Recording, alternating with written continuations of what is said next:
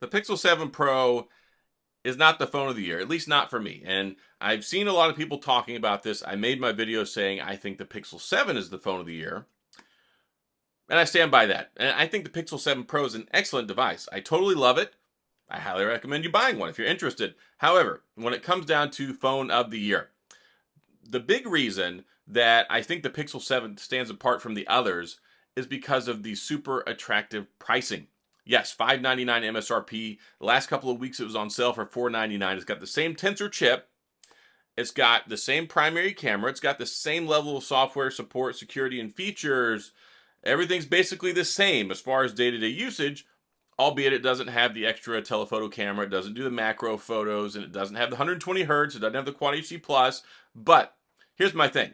When you talk about a phone of the year, it's not just because it has the best specs in the world. If I were to go with that argument, I would probably say that, well, the Z Fold 4 is the best phone of the year. And I think the Z Fold 4 is one heck of a fantastic phone. I've got mine right here. Let me grab it real quick without dropping everything off my desk. I love the Z Fold 4. Snapdragon 8 Plus Generation 1. I've got 12 gigs of RAM in here. I've got the 3 cameras on the back. It's got the S Pen. You've got the wonderful front screen you can use. You can open it up and use the internal screen. It's basically the perfect phone. I mean, if you talk about it from a use it for normal day-to-day use, open it up, you get the tablet for entertainment, productivity. That's some good stuff there. So when you take a look at that and you go, okay, well, you have to narrow down your criteria. And I've got a phone video I'm going to make called the best premium flagship. Now, I think whenever you look at phones, and I think that MKBHD and folks like Mr. Who's the Boss have the right idea of going about this, because it's very hard and it eliminates so many good phones when you say, okay, phone of the year. I think phone of the year, you look at performance, you look at longevity, support, hardware, pricing, availability. Like, there's so many things you have to look at. And when you look at, you got the Tensor G2, it's a very good chipset. You've got a 90 hertz refresh rate. You got the 6.3 inch screen, which is appealing to a lot of people. Also, it's got a flat screen, not a curved edge. More people, I think, like the flat screen than the curved edge display, even though I like the curved edge display. So you have to look at all those different things. It's not necessarily, okay, the top in every single category. I mean, a lot more people are going to look at a $499, $590 phone as opposed to an $899 phone or an $1199 phone with like the S22 Ultra. So I think you need to have a stratification. So I think that the best budget phone of the year is the Pixel 6a. I don't think a lot of people probably argue about that, but very good phone, especially at the recent price of $299. That makes it really attractive. So I think the best value budget phone, Pixel 6a. I think the best phone of the year, Pixel 7. And when you look at the best premium flagship phone, I think it's the S22 Ultra. And you're saying, okay, so you're talking about two different things here. We're talking about phone of the year, you're saying not the 7 Pro, but then when you bump up to the premium flagship category, you're saying the S22 Ultra. And yes, I stand by that, because when you look at premium flagship category, one, you're looking at phones that cost about $1,000 plus or minus a little bit. And when you look at it from a value perspective, in these levels and areas of stratification, yes, the Pixel 7 Pro definitely beats the S22 Ultra when it comes to pricing. You're looking at $899 versus $1199, $300 price point difference. So I think that that's a great thing to look at. But then you look at, okay, overall power and performance. I think most people are going to say that the Snapdragon 8 Generation 1 is probably better than the Tensor G2. But I mean, that's a discussion to have right there, because we're not just looking at straight up benchmarks here and all the benchmark scores and the synthetics and all that stuff and tutus. I think that there's an argument to be had there, and certainly the Tensor G2 is going to do better in the machine learning, AI, and all that stuff. And then you look at camera capabilities. Well, I think the S22 Ultra, yes, it did not get the DxO Mark score, but I think there are some areas, especially when it comes to video, when it comes to the microphone that's built into it. I think when you look at the 108 megapixel camera, you look at the 100 times zoom. Also, of course, it has the macro capability. I think when you look at the complete total package and not just the primary camera, well, I think that the S22 Ultra has a very good, compelling argument to make for the best camera setup of the year. I mean, at least you can certainly have that argument. Then you look at the S Pen. I think the S Pen is great. It has, I think, the best screen out of any Android flagship for sure. And we'll have another conversation later. I don't think the iPhone 14 Pro and Pro Max are the phone of the year, and certainly not with the iOS 16 issues that it's been having. But Android 13, of course, is available on the Pixel 7 and 7 Pro. It's done great since it's come out. Completely head-turning, changing direction from Android 12, so I very much appreciate that. But then you look at other stuff. Okay, the charging is certainly much better on the S22 Ultra than it is on the Pixel 7 Pro. Pixel 7 Pro up to 30 watts, but it doesn't really charge at that, and it's very, very slow charging.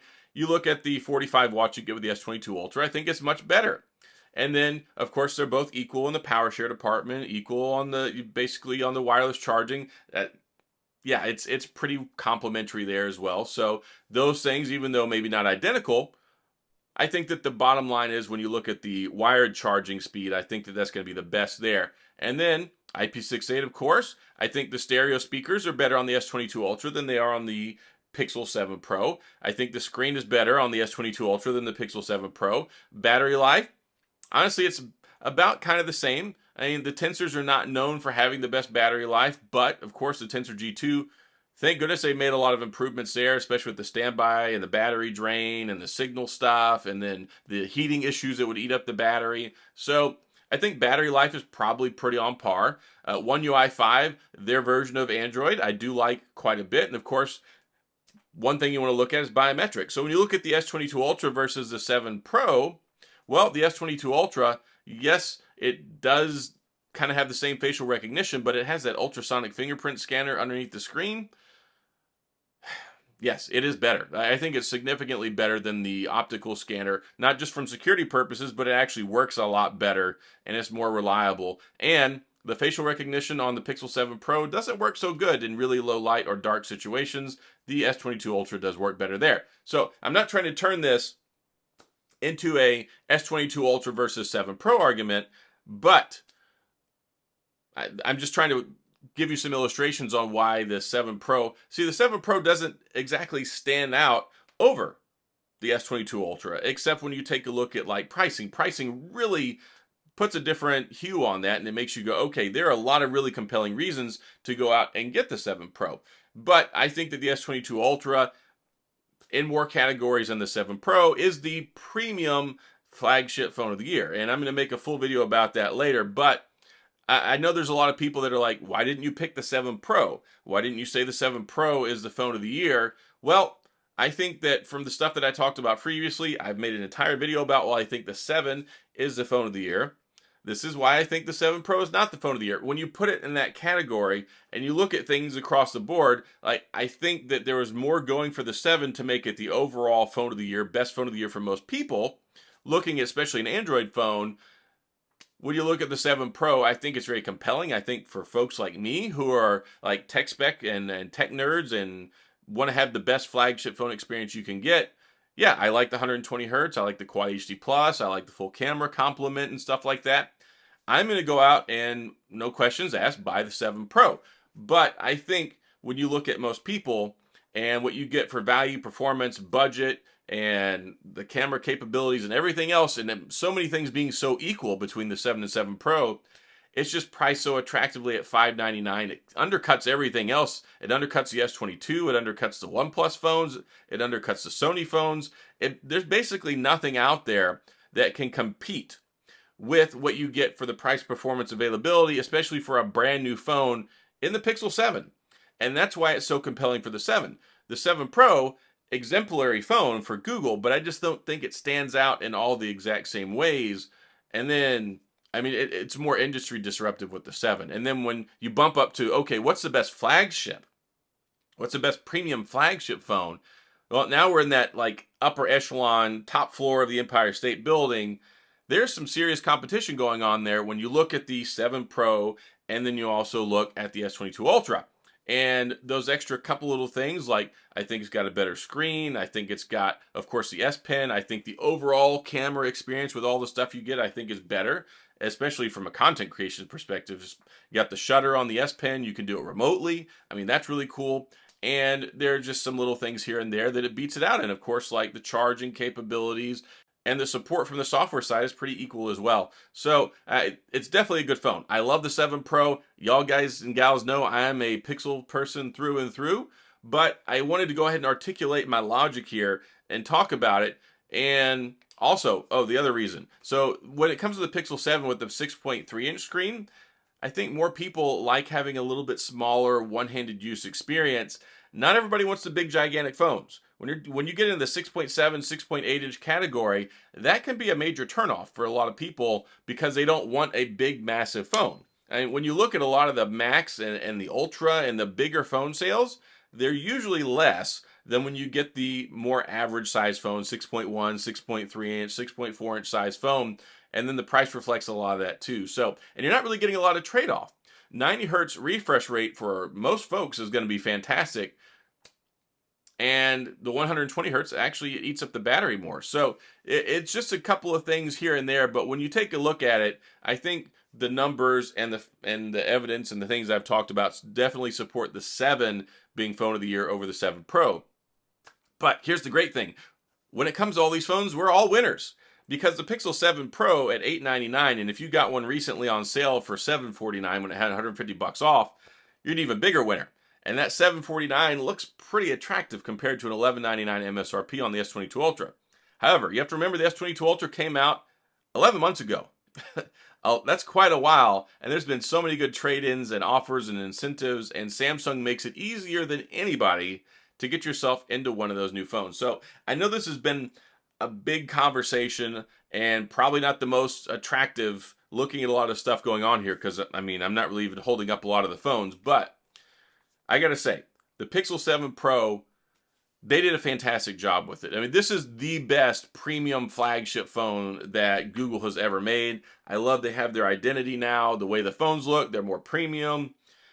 They're doubling down, and once again, they're still the standard bearer when it comes to the camera department, at least for the primary camera. They made so much headway and so much of a recovery from last year. I mean, definitely the Pixel 7 and 7 Pro, most improved phones of 2022 coming over from the Pixel 6. Leaps and bounds. The software experience has been great. And now we've got the new free VPN as well, which is fantastic. So you can't lose if you go get a Pixel 7 or a 7 Pro. Fantastic phones. And they've already had some nice price drops, of course, for Black Friday, Cyber Monday, and all those great things. But they've been doing better with pricing. Like Google's done a lot better with pricing over the last year, learning how to do sales better, learning how to do trade-ins better, finally being receptive to that. Because for the longest time, you got horrible trade-in values. It was like, why would I trade this phone into you? It makes more sense to go sell it outright or not. No, I'm not trading it into Google. So they've done a lot better with that. They've done better with marketing, better with branding, a lot better with reliability now with Android 13. So I think that the Pixel 7 is going to rewrite the narrative for Google, especially in the minds of consumers and from a marketing perspective. So I'm expecting some really amazing things once we get to the Pixel 8. Now that it seems like we've got the Pixel 6 bad experience in the rearview mirror, everyone seems to be saying the 7 and 7 Pro fantastic. A lot of people are already saying the 7 Pro phone of the year. I don't fault anyone for saying that. Based off of my thoughts and opinions, I think that the 7 is, but I could see it if you wanted to say 7 Pro. And gosh darn, the 7 Pro is one heck. Well, that's not it. And gosh darn, the 7 Pro is one heck of a phone. So that's my thoughts on it. But let's talk about it. Go down in the comment section. Let me know what you think. Adam, you're completely wrong. You're way out in left field and you're lost. And I question what's going on with the logic center of your brain. Or, yeah, I think that probably, let's say, if you think the 7 is better. Or what phone do you think is phone of the year? I know there's some strong contenders. What is it? The Asus Zenfone 9. I think that's the one out now. A lot of people really like that one. I wish I could have got my hands on it. But there's been some good phones this year. And of course, like you look at the Motorola Edge Plus 2022. Looking at that now at $499 and $599. I mean, that's a real head turner too for, value purchase right now, right? So, there's a lot of good arguments to make. So let's hear what you guys and gals have to say. Go to the comment section. Get angry or get happy and excited. Let's talk about it. So that's all I got. If you enjoyed the video, please hit the like and the subscribe button and the little notification bell if you want updates when new videos come out. And as always, thanks for being here. I appreciate you watching, and I'll see you guys next time.